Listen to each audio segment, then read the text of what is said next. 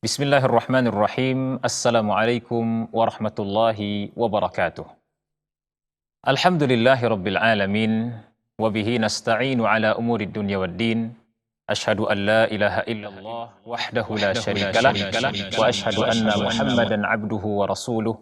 Alladhi la nabiyya wa la rasula ba'dahu amma ba'd. Ma'asyiral muslimin yang dirahmati oleh Allah subhanahu wa ta'ala.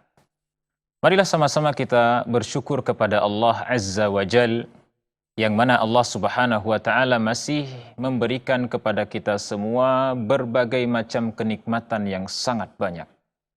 Di antara kenikmatan terbesar yang masih kita rasakan sampai detik ini adalah kenikmatan iman, kenikmatan Islam, dan kenikmatan mengenal sunnah Rasulullah Sallallahu Alaihi Wasallam. Dan salah satu di antara sarana terbesar untuk menjaga kenikmatan tersebut adalah dengan menuntut ilmu syar'i, dengan berusaha memahami ilmu agama Islam ini. Hal ini sebagaimana yang dijelaskan oleh Rasulullah Sallallahu Alaihi Wasallam. Di dalam sebuah hadis Rasulullah Sallallahu Alaihi Wasallam bersabda, "Man yuridillahu bihi khairan yufaqihu fid din." Barang siapa yang diinginkan kebaikan oleh Allah Subhanahu wa Ta'ala, maka Allah Subhanahu wa Ta'ala akan memahamkan dia akan ilmu agama ini. Allah Subhanahu wa Ta'ala akan menjadikan orang yang diinginkan kebaikan oleh Allah, baik itu kebaikan di dunia maupun kebaikan di akhirat, ya, baik itu kebaikan dalam segi agamanya, ya, maupun kebaikan dalam segi akhiratnya ataupun dunianya. Allah Subhanahu wa Ta'ala akan menjadikan hamba tersebut paham akan ilmu agama ini.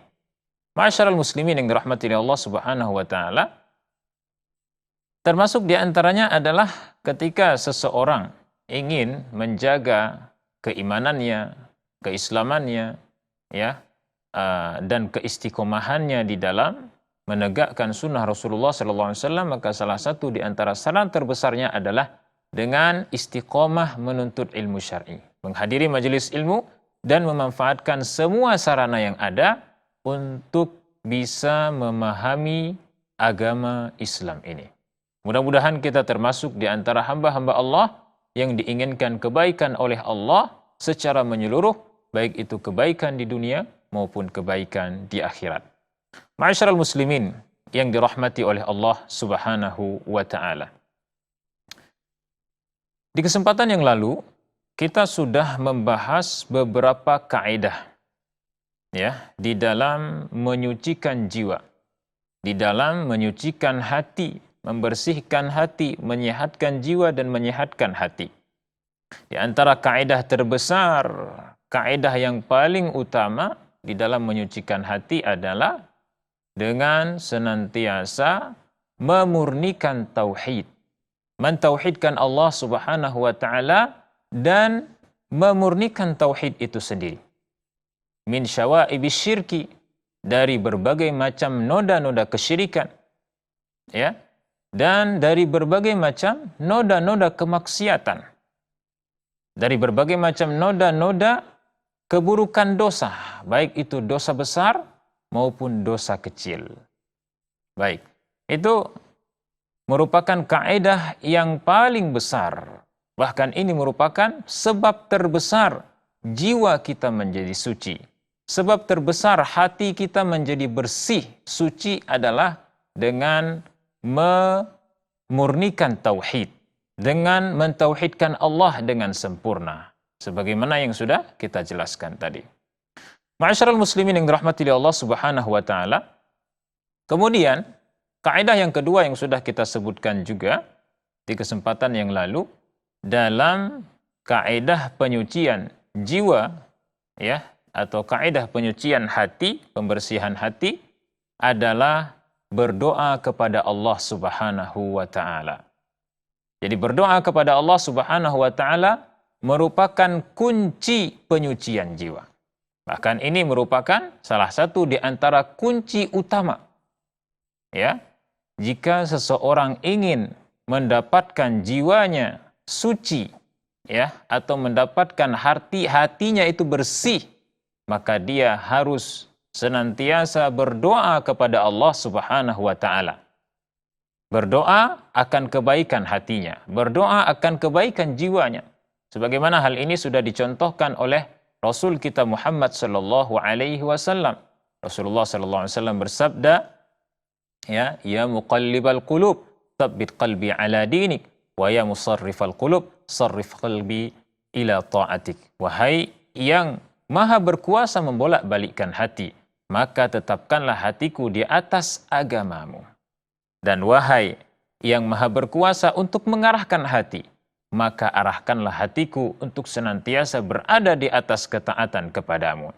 Ma'asyiral muslimin yang dirahmati Allah Subhanahu wa taala, kemudian di kesempatan yang lalu kita sudah juga menjelaskan tentang tafsir dari surah Al-Fatihah ayat kelima. Bagaimana di dalam ayat tersebut Allah Subhanahu wa taala menasihati kita semua, baik itu yang kaya maupun yang miskin, baik itu yang memiliki jabatan maupun yang tidak memiliki jabatan, baik itu yang badannya kekar maupun yang tidak kekar badannya, bahwasanya mereka semua itu sama. Mereka tidak akan bisa menyucikan jiwanya, tidak akan bisa mendapatkan kebaikan hati, kebaikan jiwa, melainkan dengan pertolongan Allah Subhanahu wa taala. Allah Subhanahu wa taala berfirman, "Iyyaka na'budu wa iyyaka nasta'in." Hanyalah kepadamu aku menyembah dan hanyalah kepadamu aku memohon pertolongan.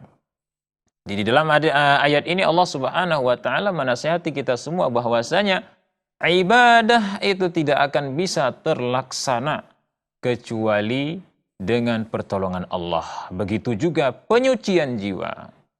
Jiwa yang suci, hati yang bersih tidak akan bisa kita dapatkan kecuali dengan pertolongan Allah Subhanahu wa taala, kecuali dengan memohon pertolongan Allah Subhanahu wa taala. Oleh karena itu Rasulullah sallallahu alaihi wasallam di dalam hadis yang lainnya diceritakan bahwa Rasulullah itu memperbanyak berzikir di setiap harinya. Ya, zikirnya berbunyi, ya hayyu ya qayyum bi rahmatika astaghith.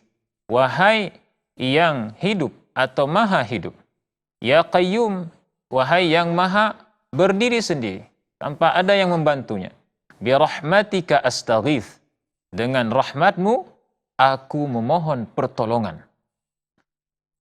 Apa pertolongan yang dimohonkan oleh Rasulullah kepada Allah Subhanahu wa taala?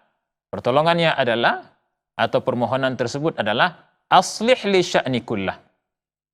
Ya, perbaikilah semua kondisi kehidupanku.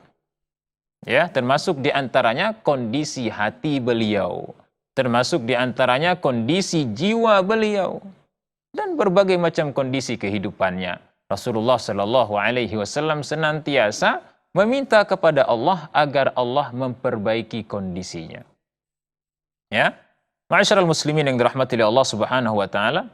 Kemudian kita akan membacakan komentar para ulama. Ya, di antaranya adalah Al-Imam Ibnul Qayyim. Al-Imam Ibnul Qayyim mengatakan bahwasanya doa itu tanda penyerahan jiwa atau tanda berserahnya seorang hamba Allah kepada Allah Subhanahu wa taala, dan ini merupakan kunci seluruh kebaikan. Dan ini juga dikatakan oleh Syekhul Islam Ibnu Taimiyah rahimahullahu taala. Beliau mengatakan ad-du'a miftah kulli khair. Doa itu merupakan kunci segala kebaikan. Ma'asyiral muslimin yang dirahmati Allah Subhanahu wa taala, insyaallah kita akan kembali setelah jedah yang satu ini.